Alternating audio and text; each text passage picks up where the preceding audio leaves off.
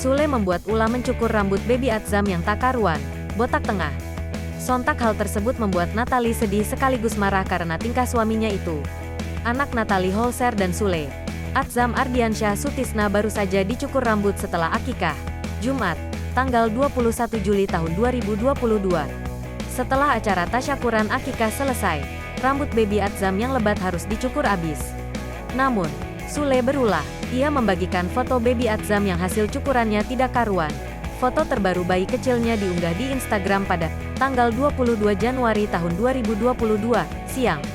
Dalam foto tersebut, terlihat rambut bayi Natalie Holzer baru botak pada bagian tengah dan depan saja.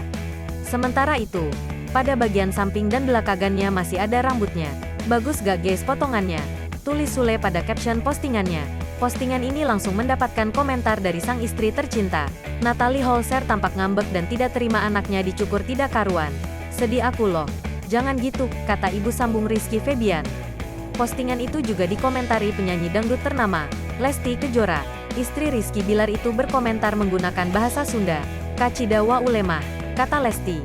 Dalam waktu 2 jam setelah postingan itu, Sule pun membagikan foto terbaru baby Atzam. Ia memotret hasil akhir dari potong rambut anaknya. Kini, Atzam Ardiansyah Sutisna sudah dicukur abis rambutnya selayaknya bayi yang baru diakikahkan. Karena ayahnya gagal cukur rambut akhirnya botak juga, kata Sule.